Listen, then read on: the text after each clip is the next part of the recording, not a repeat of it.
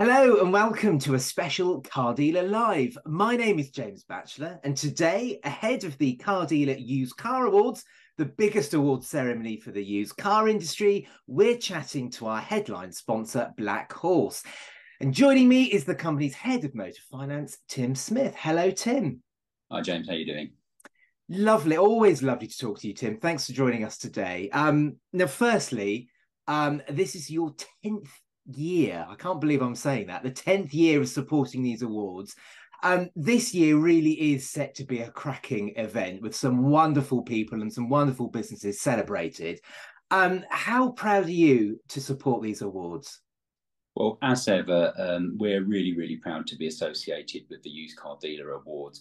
I think the thing we like about the awards is they recognise such a sort of broad cross section across the used car industry, large and small. You know, there's always the opportunity to get recognised there, and who wouldn't be proud to be associated with dealers winning these awards? Yeah, yeah.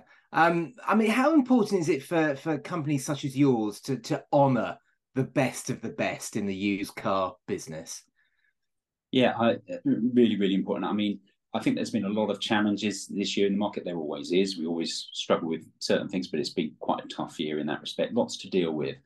And the nominees here today have not only dealt with those things, but they've also sort of excelled in dealing with them and really sort of pushed up that bar across the industry. So it's great to honour them just to recognise them, but I think it's also a great opportunity to say, look, this is what's possible. So peers can look and aspire and grow. So you get that really nice sort of virtuous circle coming out of these awards, which I think we see as the standard goes, seems to go up every year. Yeah, no, absolutely. And I mean, how important is it for you as a company to how important is the used car market to Black Horse? It's really important. I mean, the Black Horse brand is a used car brand in the marketplace. So virtually all the business that I'm responsible for falls into the used car side of things. We've obviously got under our sort of transport division, we've got sort of growing and burgeoning business in manufacturer relationships at all, manufacturer relationships too. But the core Black Horse business is still a really pivotal bit of the business. It's a bit of the business we're investing tens of millions of pounds in terms of replatforming our computer systems and platforms so that we can integrate with dealers much more slickly in the future and integrate with all the new technologies coming through. So I think that tells you how important it is to us as a business. Yeah, no, absolutely. And I mean, look at we're right at the end of the year now, amazingly.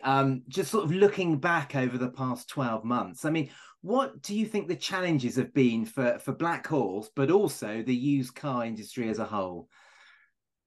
Yeah, it's quite a long list this year, but you know, these challenges are opportunities, as they say.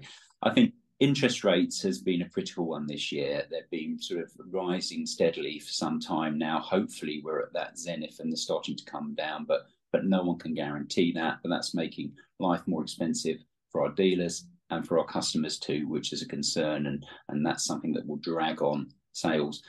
Inflation, you know, that sort of cost of living thing that's still embedded out there, that makes life tough for customers, it makes life tough for dealers, and it makes life tough for us. So we need to deal with those kind of things too.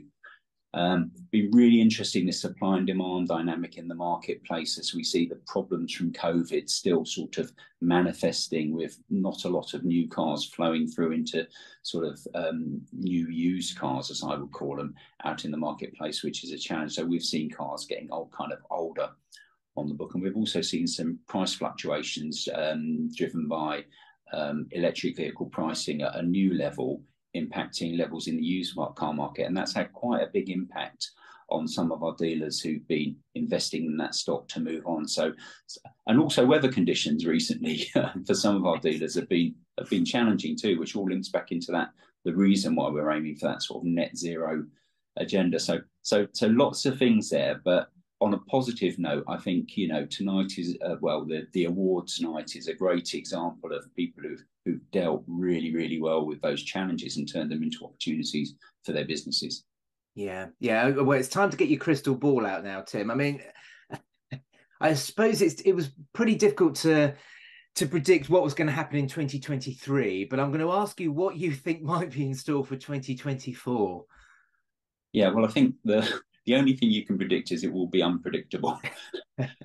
But I do think, I do hope that interest rates remain more stable on a more stable tangent over the year. We're already seeing the Bank of England holding on rates, and hopefully we'll get some downward trajectory. But who can tell with what's sort of going on elsewhere in the global economy? I think we will see cost of living continuing to be a challenge for customers, and that impacting on sales. Lots of people are now dropping off their fixed rate mortgage deals, and it's quite a drop. You know, it's quite an adjustment for them to make, and prices are still going up, albeit a little bit slower. We've got some main fuel prices to drop up, but if we look at petrol prices and things like that at the pump, as we speak, they're still pretty high. There's still some upward pressure on those. You know, there's lots of sort of. I think the interest rates being more stable, if that happens, will be a good thing, and hopefully things will be a little bit more settled. But you know, still plenty to keep us amused for a year. Yeah, yeah, indeed. I mean, a lot of those things that you mentioned there, they're outside of a dealer's business. You know, the things that are out beyond their control. But do you think dealers can prepare for any of those challenges? I think they can, and they are. You know, I hate sort of teaching dealers to suck eggs because they're brilliant at they're brilliant at that. But I think, you know, we're seeing dealers exercising very strong controls over their cost base, making sure that they can remain competitive. I think finance penetration is a real thing for people to focus on over the next over 2024. It's important to check that pricing's aligned to markets and are driving customers into buy cars using finance products, and that in turn gives you a great chance to retain them as customers for the future. We've seen Consumer Duty coming in 2023, and that is a big set of guidance from the regulator and rules from the regulator that lead us into making sure that we have that continual focus on the customer, clarity with the customer, and value for the customer. And if we focus on all these good things, it will make sure we continue to drive out these great performances across the industry, and we'll be here to celebrate again next time. Well, definitely. I mean, I, for one, can't wait to celebrate some very special people on the night. For today, thanks for joining us, Tim. Thanks very much, James. Take care. Well, that's it for today's Car Dealer Live. Join us again very soon. Bye-bye.